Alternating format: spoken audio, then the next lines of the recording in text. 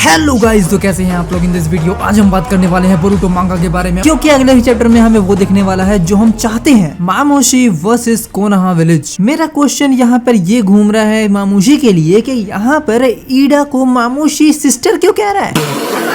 ये बात मुझे हजम नहीं हुई, क्योंकि एक ऐसा बंदा जो इतना बड़ा ठरकी है जिसने लास्ट चैप्टर के अंदर ही ये दिखाया था कि वो गर्ल्स मैगजीन पढ़ता है, बट यहाँ वो इतनी रिस्पेक्ट क्यों दे रहा है। मेरा क्वेश्चन ये है, मतलब ईडा उसकी बहन तो नहीं लगती है। मुझे लग रहा है कि ये मतलब डबिंग में कोई प्रॉब्लम है। पूछता है भारत। यहाँ मामोशी अपने आप को कितना ज्यादा स्प्लिट कर सकता है वो मामोशी के ऊपर है, लेकिन सबसे बड़ी बात यहाँ पे ये है कि वो जितना ज्यादा अपने आप को स्प्लिट करता जाएगा उतना ही ज्यादा वो डेंजरस बनता जाएगा। अभी जो हमें रिसेंट नंबर दिखाया गया है वो as usual maximum 7 number of copies हैं जो मामोशी के हैं, जो फर्स्ट टाइम में काशिन कोजी ने हमें दिखाया था। एंड इनका टारगेट 20 से 30 तक का है कि यहाँ तक हमें मामोशी के नंबर को रखना है, इससे आगे नहीं बढ़ने देना है, वरना ये मामला खतरनाक होता जाएगा। एट दिस टाइम जब सभी के सभी मामोशी के कॉपीज से फाइट करेंगे तो उस टाइम पर सभी तो फाइट कर रहे हैं, लेकिन जूरा उस वक्त क्या करेगा। मेरा मतलब ये है जूरा अपने ससुराल के अंदर करेगा क्या शिकमारू उसकी खातिरदारी करेगा। ये बिक गई है गवर्नमेंट,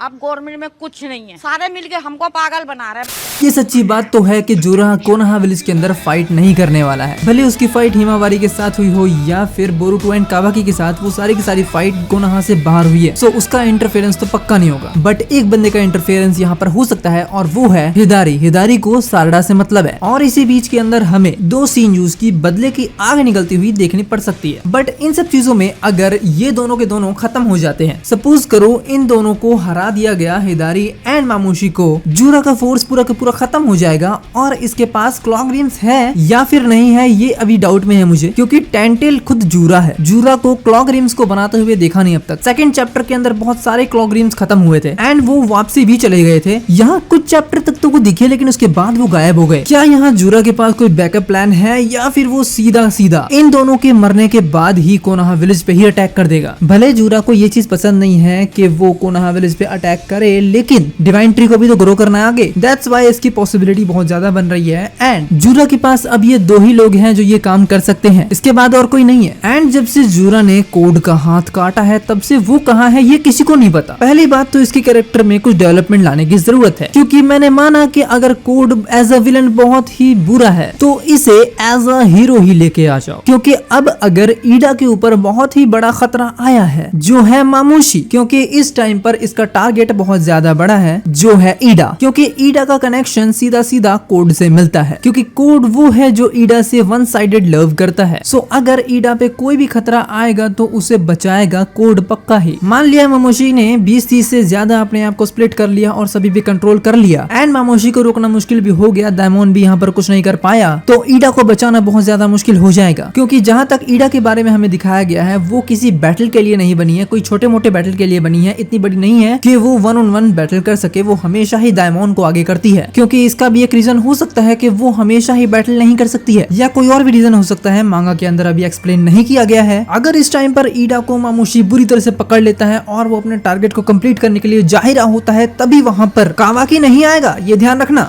क्योंकि कावाकी नारुतो के अलावा किसी को नहीं जानता। उसके लिए इम्पोर्टेंट ओनली और नारुतो है और कोई नहीं। सो एट दिस सिचुएशन कोड यहाँ पर बहुत ही अच्छा रोल निभा सकता है ईडा को बचाकर, एंड वही करेगा भाई, क्योंकि यहाँ पर अगर कोड होगा तो वो पक्का ही उसे बचाएगा, और ये लिख के देता हूँ वो गारंटीड बचाएगा ईडा को। मैं कुछ भी कर लूं, तुम कभी मुझसे मोहब्बत नहीं करना चाहते।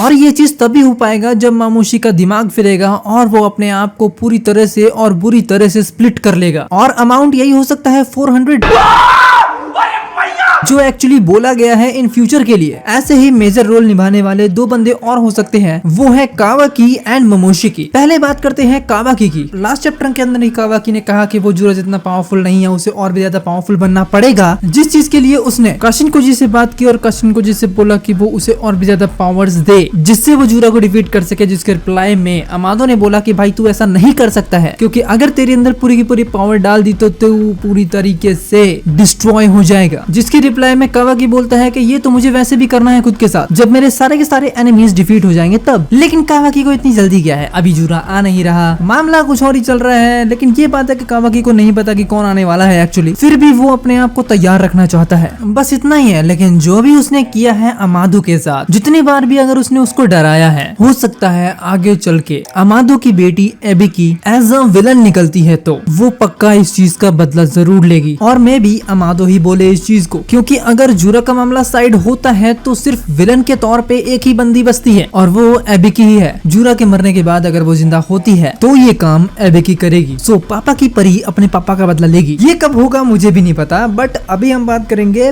बोरुटो के बारे में। इसके अंदर बोरुटो बहुत ही बड़ा रोल ले सकता है अगर वो मोमोशिकी को पूरी तरह से फ्री कर दे तो, क्योंकि लास्ट चैप्टर के अंदर बोरुटो ने अपनी स्वॉर्ड को सुमिरे को दे दिया जिससे वो उस स्वॉर्ड पे लगे स्क्रैचेस को ठीक कर सके। सो एट दिस टाइम बोरुटो के पास कोई भी स्वॉर्ड नहीं है। बोरुटो ने यहाँ सुमिरे को एक हफ्ते का टाइम दिया है इस स्वॉर्ड को ठीक करने का। एंड चैप्टर के लास्ट के अंदर बोला गया है few days later Mamushi Konoha village में आ गया। एंड फ्यू डेज लेटर का मतलब हम ये मानते हैं कि एक दो दिन बाद। एंड हो सकता है यहाँ पर चैप्टर के लास्ट के अंदर मामुशी जल्दी आ गया। एंड बोरुटो के पास अपनी स्वॉर्ड नहीं है, यहाँ लड़ाई छिड़ चुकी है। मामुशी अगर सीधा अटैक करता है तो यहाँ पर बोरुटो एक क्रोनाई से लड़ेगा एंड फ्लाइंग राइजन जुत्सु से। अगर ये स्वॉर्ड टाइम पे बन के नहीं आई तो बोरुटो का थोड़ा सा मे भी थोड़ा नहीं बहुत ज्यादा लॉस है, क्योंकि बोरुटो एक स्वॉर्ड्समैन है एंड बोरुटो की 50% से भी ज्यादा स्किल्स अपने स्वॉर्ड से टिकी पड़ी है। हाँ वो फाइट कर सकता है, ऐसा नहीं है वो फाइट नहीं कर सकता है, लेकिन वो उस लेवल पे फाइट नहीं कर पाएगा जिस लेवल पे वो स्वॉर्ड के साथ करता है। सो देन अगर बोरुटो